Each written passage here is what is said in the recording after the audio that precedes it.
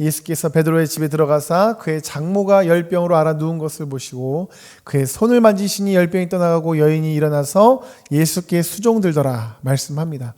이 말씀을 보시면 예수님께서 베드로의 장모의 열병을 고치신 것을 볼 수 있습니다. 그런데 사실 여기서 주님께서는 단순히 병을 고치시기만 하신 것이 아닙니다. 15절을 다시 보시면 열병이 떠나갔다라고 말씀하고 있어요. 떠나갔다. 이 떠나갔다라는 것의 원어의 의미를 살피면 어떤 사람을 법률적으로나 실제적으로 통제하던 존재에게서 해방시키다라는 뜻입니다. 그러니까 이것은 단순히 어떤 병이 나을 때 쓰는 단어가 아니라는 것이죠.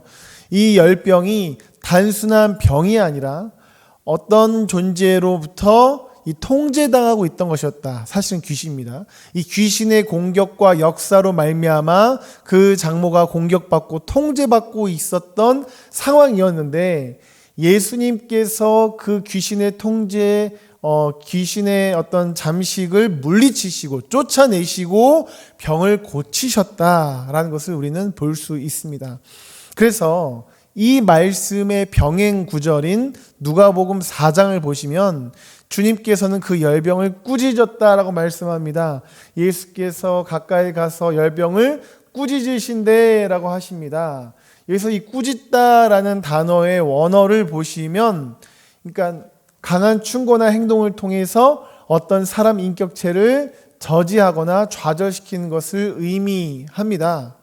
그러니까 꾸진다는 것이 열병이라는 것이 어떤 비인격체가 아니라 인격체인 것처럼 대하고 있는 것이죠. 즉 이 열병은 단순한 병이 아니라 귀신의 역사였다는 거예요. 그래서 예수님께서는 그 병으로 역사하고 있는 귀신을 꾸짖으셔서 병을 통해서 역사하고 있는 그 귀신을 좌절시키시고 저지시키고는 오늘 본문처럼 그 병을 떠나게 하셨다라는 말씀입니다. 물론 오해하지 마실 것이 있어요. 모든 병이 다 귀신의 역사라는 것이 아닙니다. 하지만 이렇게 귀신은 병을 통해서 역사할 수 있음을 우리는 말씀을 통해 볼 수 있죠.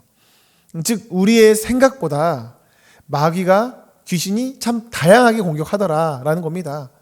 예수님을 믿는다면 이 마귀의 역사가 추상적인 것이 결코 아니고 실제적이며 심지어 우리가 생각하지 못한 영역까지 참 다양하게 뻗어 있을 수 있다라는 영적인 시각을 갖고 있어야 합니다. C.S. 루이스의 이 스크루테이프의 편지에 보면 삼촌 마귀가 어떤 사람이 예수님을 믿기로 결단했다라는 이 조카 마귀의 걱정 어린 보고를 받습니다. 그때 경험이 많은 삼촌 마귀가 이렇게 말을 해요. 여기서 환자라는 것은 예수 믿는 사람입니다. 마귀가 공격하는 그 대상이에요. 너의 환자가 기독교인이 되었다는 소식을 듣고 몹시 불쾌했다. 하지만 아직 절망할 필요가 없다. 성인이 되어서 회심한 사람 중에는 잠시 원수의 진영에 머물다가 다시 돌아와 우리와 함께 지내는 사람이 수백 명도 넘으니까 너가 할 일은 그로 하여금 아직 몸에 배어있는 나쁜 습관들을 유지하게 하는 것이다. 그렇게 되면 정신적으로나 육체적으로나 그는 아직도 우리 편이다. 이 사실을 한시도 잊지 말라. 마귀는 우리가 하나님의 자녀가 되었다라고 할지라도 여전히 죄의 습관을 갖고 살게 만들려고 합니다. 생각보다 다양한 영역에서 다양한 방법으로 여전히 죄의 습관을 가지고 살아감으로 하나님의 사람들을 흔들고 넘어뜨리고 쓰러뜨리려고 합니다. 그렇다면 사랑하는 여러분들께서는 삶 속에 그러한 마귀의 공격이 다양하게 있다라는 것을 분별하며 지내셨습니까? 그래서 마귀의 유혹에 넘어지지 않고 영적 전투하며 승리를 누리셨습니까? 마귀의 공격과 그것을 영적으로 분별하고 싸워 승리를 누리는 것은 뭔가 추상적이거나 아니면 어떤 무슨 이단에서만 하는 것이 결코 아닙니다. 우리의 삶의 순간순간 속에서 주님을 따르는 것이 영적 전투의 승리를 향해 나가는 것이고 귀신을 쫓아내는 것입니다. 주님을 따르는 것, 나의 기쁨이 아니라 주님의 기쁨을 따르고 오직 그 주님을 따르는 것이 바로 우리에게 역사하는 귀신을 쫓아내고 영적으로 승리하는 삶이라는 것이죠. 그래서 다시 오늘 본문이 속한 마태복음 8장의 후반부 구조를 보시면 14절부터 17절까지는 베드로 장모의 열병이 보니까 귀신을 떠나가는 것임을 우리가 지금 나누었죠. 그리고 나서 이제 18절부터 22절까지의 말씀, 오늘 본문이 속한 18절부터 22절에서는 예수님을 따라야 한다, 예수님을 따르라 라는 말씀이 나오고 있습니다. 그리고 이후에 이 22절 이후에 23절부터 27절에서는 이 바람과 바다를 잔잔케 하시는 말씀이 나와요. 그러니까 지금 오늘 본문이 속한 18절부터 22절의 주제는 예수님을 따르는 것인데, 지금 이 앞에도 보면은 베드로의 장모 열병을 고치는 건데, 그것이 단순한 병 고침이 아니라 귀신을 쫓아내는 것이었고, 또한 그 오늘 본문이 속한 18절부터 22절 이후 23절부터 27절을 보시면 바다와 바람, 풍랑을 꾸짖는 주님을 볼 수 있는데, 그 중에서 26절만 한번 보시면 예수께서 이르시되 어찌하여 무서워하느냐 믿음이 작은 자들아 하시고 어떻게 하십니까? 곧 일어나사 바람과 바다를 꾸짖으시니 아주 잔잔하게 되거늘 말씀하고 있습니다. 여기서 바람과 바다를 주님께서 꾸짖었죠. 근데 이 꾸짖다라는 것은 아까 우리가 살펴본 것처럼 귀신을 쫓아낼 때 쓰이는 표현입니다. 그러니까 바람과 거친 바다, 풍랑이 사실은 단순한 자연 현상이 아니라 귀신의 역사였다는 것이죠. 그런데 주님께서는 이렇게 귀신을 쫓아내시는 것을 우리는 23절부터 27절 이곳에서 볼 수 있다라는 것입니다. 이거 역시 귀신이 떠나가는 것이에요. 그리고 나서 이어지는 말씀이 무엇인가? 29절부터 34절에서는 군대 귀신을 쫓아내시는 주님의 모습을 볼 수 있습니다. 자, 그러니까 마태복음 8장의 후반절 말씀을 보시면 결국 다 뭐라고 있죠? 귀신을 쫓아내고 있는 겁니다. 전부 다 말이죠. 14절부터 17절도 그렇고 23절부터 27절도 그렇고 29절부터 34절 역시 다 귀신을 쫓아내고 있는 거예요. 그렇다면 이런 맥락의 말씀이라면 그 사이에 있는 18절부터 22절 말씀, 예수님을 따르라라는 말씀 역시도 어떤 맥락에서 우리가 이해해야 될까요? 예수님을 온전히 따르기 위해서는 마귀의 유혹과 시험을 분별해서 물리쳐야 한다라는 것을 우리는 분별할 수 있지 않겠습니까? 그러니까 예수님을 따르는 것은요, 영적 전투의 문제입니다. 영적 전투의 문제. 인간적으로 볼 때는 이러한 일 때문에 예수님 못 따르고 저러한 일 때문에 예수님 못 따른 것 같지만, 사실 정말 예수님 따르는 것만큼은 진짜 영적 전투의 영역입니다. 생각해 보시면 모든 병이 귀신의 역사가 아니지만 굳이 여기서는 14절부터 17절에서는 굳이 여기서는 귀신의 역사로 병이 들었다는 것을 보여줘요. 그리고 그 귀신이 쫓겨나가고 병이 낫지 않습니까? 또한 23절부터 27절에서 보일 수 있는 것처럼 풍랑이 귀신의 역사로 일어나는데, 사실 모든 풍랑이 절대로 귀신의 역사로 일어나는 거 아닙니다. 그냥 자연현상도 있습니다. 많습니다. 대부분이 그렇죠. 하지만 굳이 여기서는 귀신의 역사로 풍랑이 일어났다는 것을 보여줘요. 그리고 그 귀신이 쫓겨나가고 풍랑이 잠잠해집니다. 또한 29절부터 34절에서는 아예 귀신 들린 사람들이 등장하는데, 그들 안에 있었던 군대 귀신들이 예수님의 능력으로 쫓겨나는 것을 보여줘요. 그리고 이러한 말씀들 문맥 속에서 18절부터 22절 주님을 따라야 된다는 주제의 말씀이 나오고 있는 거예요. 그러니까 이것은, 주님을 따르는 것은 전적으로 영적인 문제다, 전적으로 영적인 전투다라는 것이죠. 예수님을 따름으로 주의 말씀을 묵상하고 말씀의 원리대로 살고자 하고, 예수님을 따름으로 그 주님께 기도하고 그 주님을 최우선순위로 두며 예배하고 모임에 모이고자 하고 훈련을 받고, 이 모든 것이 결국은 다 주님을 따르는 것이잖아요.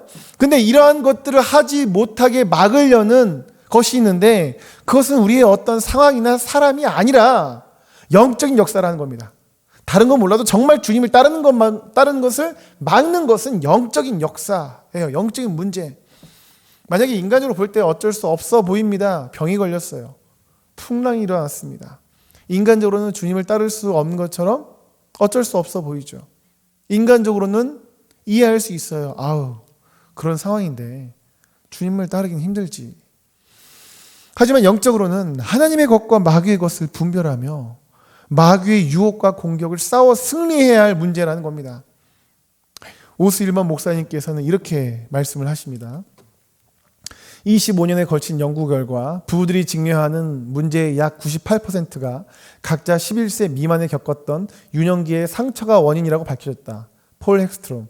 이 말을 처음 들었을 때 나는 충격을 받았다. 그러나 근거 자료와 내 경험을 곰곰이 생각한 후에 그것이 옳다고 확신했다. 인간에 대한 사탄의 공격은 우리가 태어날 때부터 시작된다. 아기가 어머니 뱃속에 생겼을 때부터 사탄은 공격하려고 애쓴다. 심지어 낙태를 통해 생명을 앗아가려고도 한다. 예수님과 모세가 태어났을 때도 그랬다. 사탄의 강령이 무엇인지 아는가? 요한복음 10장 10절은 도둑질하고 죽이고 파괴하는 거라고 말한다. 사탄이 당신을 태어날 때 죽이지 못했다면 어떻게든 유년기에 치명적인 상처를 주려고 애쓸 것이다. 그러면 당신은 수치와 학대, 방치와 겁으로 인해 혹은 부모에게 사랑을 받지 못해 심각한 결핍을 갖고 성장하게 될 것이다.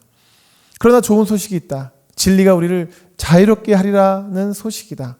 사탄이 우리 영혼에 어떤 상처를 주었든지 예수 그리스도께서는 우리를 해방시키시고 치유하실 수 있다. 이사야서 61장 1절입니다. 주 여호와의 영이 내게 내리셨으니 이는 여호와께서 내게 기름을 부으사 가난한 자에게 아름다운 소식을 전하게 하려 하심이라. 나를 보내사 마음이 상한 자를 고치며 포로된 자에게 자유를, 갇힌 자에게 노임을 선포하며. 내 진짜 마음을 발견하고 도둑질하고 죽이고 파괴하는 사탄의 술책에 넘어간 내 행동의 근본 원인을 밝히려면 반드시 벗겨내야 하는 게 있다. 바로 내 삶에 켜켜이 쌓인 세대를 통해 전해진 견고한 진이다. 그것은 종종 유년기에 받은 상처를 통해 인생의 초기에 형성된다. 그러한 상처는 성인이 된 우리의 삶의 인간관계의 충돌, 온갖 중독, 상처받은 마음을 보호하려는 고립된 생활 방식 등으로 나타난다. 그런데 그것들이 본격적으로 드러날 때에야 비로소 그 상처를 다룰 수 있다.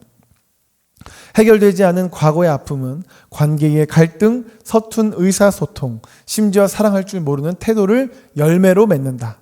그런 상태로 영혼의 원수와 벌이는 합법적인 영적 전투에 가담하면 어떻게 될까? 우리의 삶을 도둑질하고 죽이고 파괴하는 게 유일한 목표인 원수와의 격렬한 싸움에서 우리는 자폭의 순간을 향해 더 가까이 다가가는 시한폭탄이 되고 만다. 그렇다고 어떠한 행동만을 교정하는 건 상처에 반창고를 대는 것일 뿐이다. 그 상처의 원인을 발견해내야 비로소 진정한 치유를 받을 수 있다. 과거의 상처를 수치스러워하며 성취를 통해서 하나님과 사람들에게 인정받으려고 애쓴다면 과거에 계속 속박될 것이다. 하지만 나와 상대방을 기꺼이 받아들이고 용서한다면 예수님을 더 닮아갈 수 있는 자유를 얻을 것이다.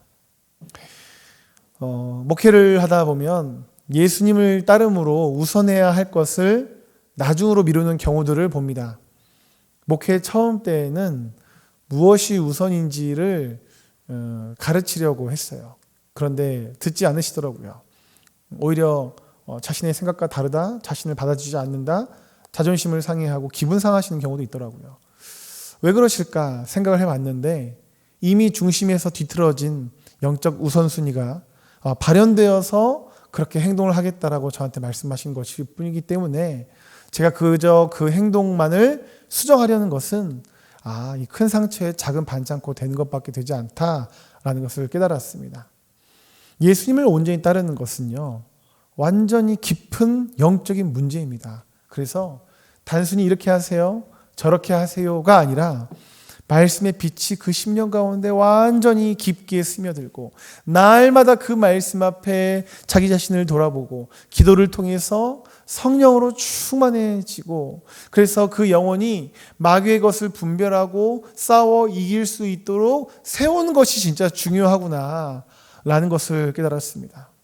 그러니까 이처럼 주님을 따르는 것이 영적 전투의 영역입니다만 그렇지만 예수님께서 임하신다면 예수님께서는 이미 승리하셨기에 우리가 그 주님을 바라보고 붙잡을 때 그 속박에서 자유케 될 수 있습니다. 그렇게 우리가 예수님의 것으로 충만하고 예수님을 바라봐야 하지 우리가 진정한 승리를 누리게 됩니다.